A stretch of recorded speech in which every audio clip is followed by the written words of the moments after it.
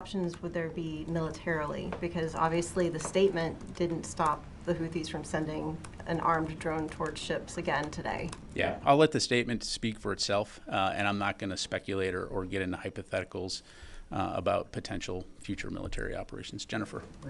Pat, I'll come right back to you. Pat, I'd just like to follow up on the January 4th strike targeting Abu Taqwa. What kind of weapon was used? Was it a Hellfire missile? Why now? Is this the beginning of a new campaign to target the leaders? And this group that you've targeted in terms of planning, it's not Kateb Hezbollah, which has been behind a lot of the attacks. Why not? Yeah, thanks, Jennifer. So I'm really not going to have more specifics to provide in terms of what I've read out. As I highlighted, this individual was actively involved in planning and carrying out attacks against American personnel. And as we've long said, we maintain the inherent right of self-defense and will take necessary action to protect our personnel. And who was the second person killed? It was an associate of Mr. Abu Taqwa, but I don't have any further details to provide. Let me go to Joe. Thank you, General Ryder. I want to go back to the issue of the statement that was issued yesterday from the U.S. and its coalition about the Houthis. Have you seen any evidence that there is a serious escalation from the Houthis over the last few days? And given the situation, could you tell us if the option of striking the Houthis is on the table, or it's something just related to contingency plans? Yeah, again, Joe, I think I'll let the statement speak for itself, which again represented many nations around the world and highlighted that if these strikes don't stop, there will be consequences. But again, I'm not going to get into speculating, forecasting, or talking about hypotheticals. In terms of escalation, again, these are illegal, dangerous attacks. Since November 18th, there have been now 25 attacks against merchant vessels transiting the southern Red Sea and the Gulf of Aden. And so we have worked closely with the international community to stand up Operation Prosperity Guardian under the umbrella and leadership of Task Force 153, with the express purpose of deterring this illegal activity through the increased overall presence and also providing assurances to the maritime industry to help safeguard their transiting of that waterway. Oren. A couple follow-up questions on the Iraq strike. You called this a self-defense strike. What attacks was this group, Harakat al-Nujaba, responsible for, and how many? Did you notify the Iraqi government in advance? And given the condemnation of U.S. strikes in Iraq that we've seen in the course of the past couple weeks, do you think the U.S. military presence in Iraq is at risk? Have you seen a tension there? Yeah, thanks, Oren. So again, I'm not going to have any more details to provide as it relates to this particular strike, and in terms of the specific attacks that Han has conducted against U.S. forces in Iraq and Syria. As you well know, you've been following this for a while. Those attacks have continued, putting U.S. forces in danger. And as I just highlighted to Jennifer, we maintain the inherent right of self-defense and will continue to take necessary actions to protect our personnel. How many of the 120 attacks has this Harakat al-Nujaba? I'm not going to get into a breakdown. So as far as your other question, Iraq is an important and valued partner. Our forces are there at the invitation of the government of Iraq to help train and advise in support of the Defeat ISIS mission. And so, as we have been doing all along, we will continue to consult closely with the Iraqi government about the safety and security of U.S. forces. In the meantime, we will continue to stay very focused on that Defeat ISIS mission. Are you able to say whether you notified the Iraqi government in advance of I'm this not going to strike? get into diplomatic discussions. Carla? Thank you. Two questions actually. First, on the Red Sea operation. So Vice Admiral Cooper and you have both said that this is a defensive operation. Why is this a defensive operation? Why is this not an offensive operation? Why is the U.S. and the international coalition either unwilling or unable to target launching areas inside of Yemen? So the express purpose of Operation Prosperity Guardian, again, under the Coalition Maritime Forces, is a coalition of the willing. And so this particular operation is a defensive operation focused on helping to reassure commercial vessels as they transit the Red Sea, and also helping to safeguard the lives of mariners who are sailing those ships. And so it's as simple as that. Why? Should I interpret that as some of the coalition did not want this to be offensive? Is that fair to say? Carla, so again, countries are going to be willing to participate in various efforts focused on very specific operational goals. And again, Operation Prosperity Guardian is a defensive coalition focused on safeguarding the commercial vessels transiting the Red Sea and the Gulf of Aden. So that's the mission. Now, again, I'm not going to get into hypotheticals or speculate about what individual countries may or may not do as it relates to their security or the collective security. But again, for OPG, this is a defensive coalition. Thanks. And then separately on Let me go to one of your colleagues. One follow up on ATACMS and then I'm done. There's a Newsweek story out there that says that there's ATACMS up for destruction, the expired ATACMS, U.S. ATACMS, that would be a significant expense to American taxpayers, according to one former advisor to Ukraine's lead commander. Is this true? Are there a bunch of ATACMS, expired ATACMS, set to be destroyed? And if that is true, why would they not be going to Ukraine? Yeah, so I've seen those press reports. We looked into this, and it is not true. Those reports are false. Fadi. I have two separate topics. First, on the strike in Iraq against Abu Taqwa Harakat al-Nujaba. Last week, as you said, the U.S. forces are inside Iraq at the request of the Iraqi government. However, Mr. al-Sudani, Iraqi Prime Minister, has rejected any action from U.S. forces outside the parameters of advising and assisting Iraqi forces. And he said the Iraqi government is headed toward ending the presence of the international coalition inside Iraq. Has the Pentagon been notified or by the Iraqi government of any steps to get the U.S. forces out of Iraq? And how do you respond to his comments on actions taken by U.S. forces? Yeah, thanks, Fadi. So I'm not going to comment on the remarks of others. I'm not going to speculate about what the future may portend or get into hypotheticals. As I mentioned earlier, U.S. forces are in Iraq at the invitation of the government of Iraq to help train and advise in support of the Defeat ISIS mission.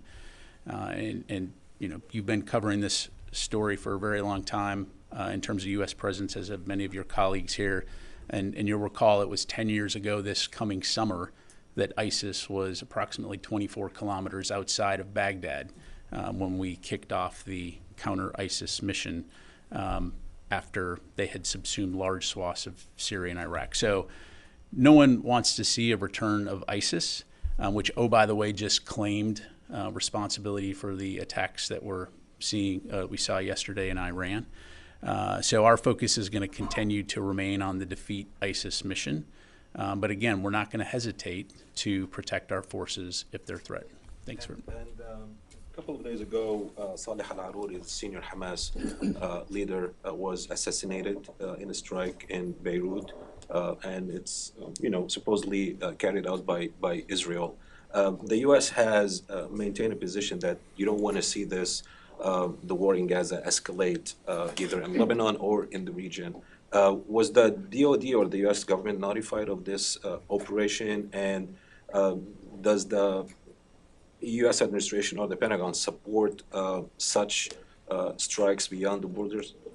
Yeah, so I don't have anything, obviously seen the reports on that strike. I just don't have anything to provide on that. Let me go to the phone here real quick. JJ Green from WTOP. Yeah, thanks for the opportunity. Can you characterize the strength of Harakat al-Nujaba, the threat that it poses to U.S. forces? And when you look at all of the other terror organizations that are active in the region now, especially ISIS and Islamic Jihad, Hamas, Hezbollah, can you characterize what that looks like for U.S. forces and how the Pentagon is approaching dealing with that?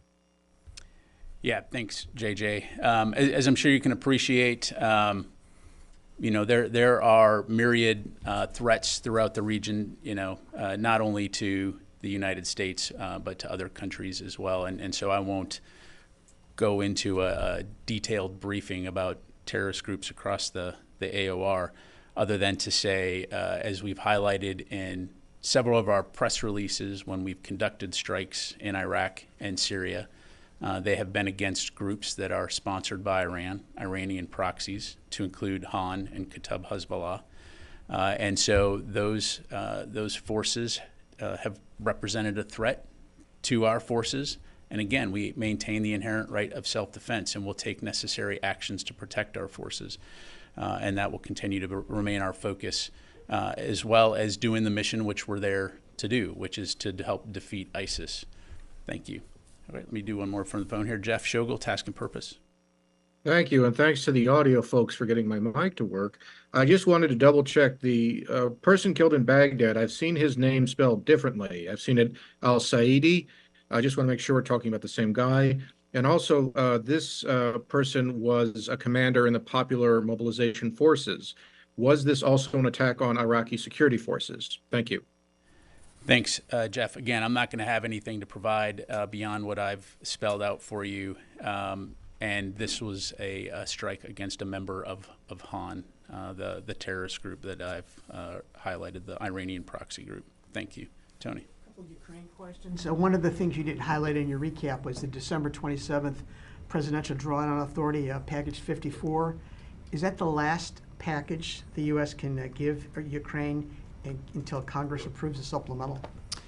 Yeah, thanks, Tony. As you heard us say as we went into the holidays here, we have no more replenishment funds. And so right now I'm not anticipating any new PDA announcements in terms of new capabilities, which is why we will continue to work closely with Congress and urge them to pass the supplemental.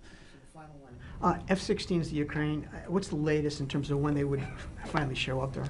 Sure. I don't have any specific dates to provide. That training does continue in Arizona. As you know, that again, depending on the skill level of the pilot, that can range from 5 to 8 months. And so I would expect sometime later this year we'll start to see those pilots graduate, but I don't have any specifics for you. One Huey question. There's this talk about military strikes. What would they be striking? What would they be striking? Are these mobile missile units that the Houthis have, or are they fixed sites the U.S. knows about and you're deciding what to do? Yeah, thanks, Tony. I appreciate the question, but again, I'm just not going to get into hypotheticals or speculate or forecast any potential future operations. Thanks. Nancy. I want to go back to some of the comments you made earlier about the strike in Iraq. As you know, earlier today, the Pentagon was unwilling to talk publicly about the strike, and now you're telling us you can't tell us the threat that demanded a self-defense strike. And can you help me understand why the U.S. can't provide basic information about a strike that it conducted in an allied nation's territory? Is this the expectation going forward, that you'll conduct self-defense strikes, but we won't know why you're doing them? Yeah, so I appreciate the question, Nancy. I would take exception at the characterization. First of all, I'm here briefing you on the record about the strike, and if I can finish answering the question that you asked me. But the answer we've got repeated is that you won't tell us why the I've provided you the information that I have available to provide, and I have answered why this was a self-defense strike, because this particular individual was involved in the planning and execution of attacks against American personnel in Iraq and Syria, which by definition is a threat, which by definition us taking action is a self-defense action. Right, but I guess what I don't understand is it one strike that this person was involved in? Was it several? Were they deadly? Over what period of time? On January 4th at 12 p.m. Iraq time, we took a strike targeting this individual. It killed him and an associate. There was no civilians injured, no infrastructure, and no facilities. So, I mean, that's as much information as I'm able to provide. Thanks. Yes, sir. Thanks, Pat. Going back to the Red Sea for a second, Operation Prosperity Guardian, both you and Vice Admiral Cooper have described it as a defensive action, but Vice Admiral Cooper earlier this week, I believe, gave the USS Carney a combat action ribbon for its actions, I believe in December. I mean, are U.S. Navy ships in combat in the Red Sea? I think that the Admiral's actions speak for themselves in terms of recognizing the crew for what they've done to be able to protect not only themselves, but also international commerce and mariners as they transit. So I'll just leave it at that. Thank you. Ma'am. Thank you, General. My question is about your opening remarks on Japan, so we appreciate it. And have Pentagon or U.S. force in Japan received any request from Japanese government on the asking? Sure. So as I said earlier, we remain in close communication with the government of Japan, and we do stand ready to aid in any way that would be most helpful to Japan. I would say this could include support from U.S. forces who are stationed there would be able to respond at a moment's notice. At this time, I'm not able to go in any specific details, but of course we'll keep you updated on what that could look like should we receive any specific requests. Thank you very much. Jane. Thank you, General. Happy New Year. Happy New Year. Okay. Recently, Chinese President Xi Jinping declared that he would eventually unify Taiwan, and President Putin also designated Korean Peninsula and Taiwan as conflict risk areas this year. And also North Korea's leader Kim Jong-un declared that he was ready for nuclear war against United States and South Korea. What is the Pentagon's position on this world crisis? Yeah, so we're going to continue to stay very focused on working with our allies and our partners in the region to ensure that regional security, stability, and prosperity are the main focus. No one wants to see conflict in that region, and so that will continue to be our focus. Do you think nuclear war can be suppressed through U.S. extended deterrence? I believe that U.S. extended deterrence will continue to help contribute directly towards regional security and stability. Let me go back to the phone here. Howard Altman.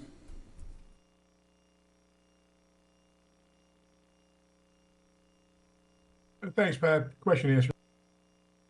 And Jared from All Monitor.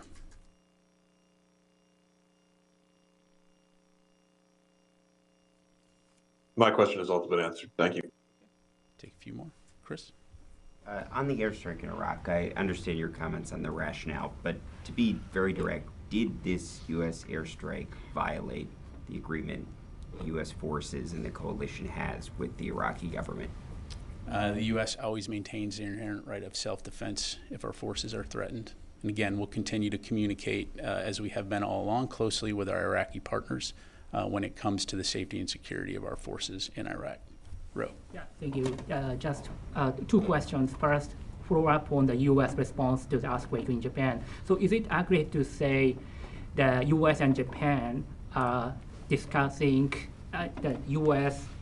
is in discussion with the Japanese about what type of assistance would be necessary?